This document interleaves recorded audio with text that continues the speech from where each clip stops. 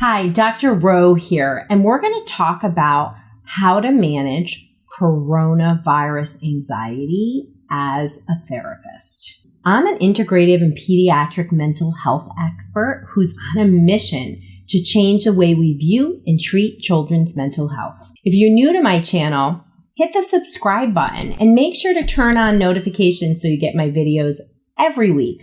Let's dive in. As a therapist, we're faced with many challenges and many stressful situations, but this coronavirus and COVID and pandemic has been a doozy for everyone. And we are dealing with everybody else's anxiety and panic as well as our own in working in a therapy session. And many of us have moved to a virtual platform. Telemental health, teletherapy, whatever you call it, it's doing therapy virtually. Well, I have been doing teletherapy for a very long time, and I want to share some of my wisdom during this time as more and more therapists are moving to a teletherapy platform. So, manage your own worries. That's one of my best tips for therapists. This is a really hard time. And, for people that are in the office, which I am still seeing people in the office, but I'm also working virtually, you've really got to keep your anxiety in check. You know that. And our clients will feel it if you're very anxious about what's going on. It is also really important not to get into the politics of wearing masks.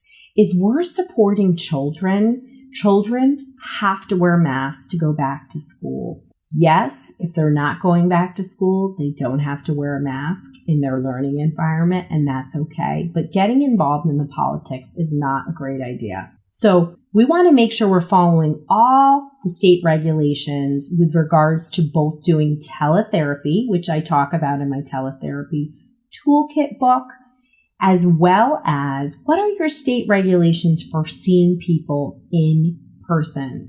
My state has very strict procedures in place for sanitization and seeing clients in person. We also had to be certified. Pretty serious here in Connecticut because New York and Connecticut were really hit very hard early on. And thankfully, with following procedures, things are markedly better. You want to be really prepared for both in-person sessions if you're doing them, as well as teletherapy. In my teletherapy toolkit book, I really prepare therapists, soup to nuts, not only with all the technical parts about checklists and whatnot for doing virtual therapy, but giving you activities. What's happening right now is therapists have been ill prepared for doing teletherapy, and they're sort of just working on the fly. At this point, we now know teletherapy is really here to stay, even though technically it's been around for decades.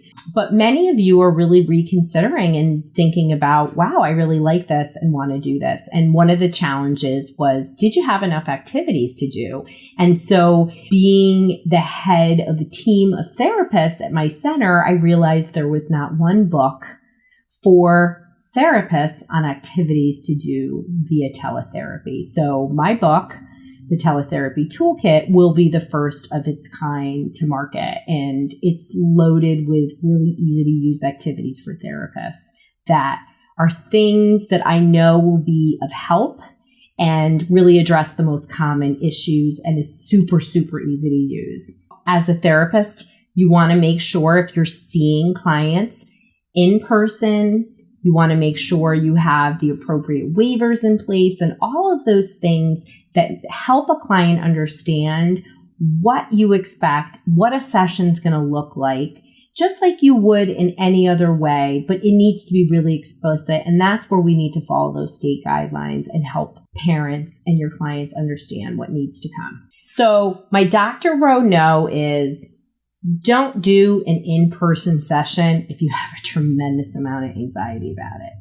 Your client's going to know. And boy, if you're working with teens and kids, you know how sensitive they are. It's going to be really obvious.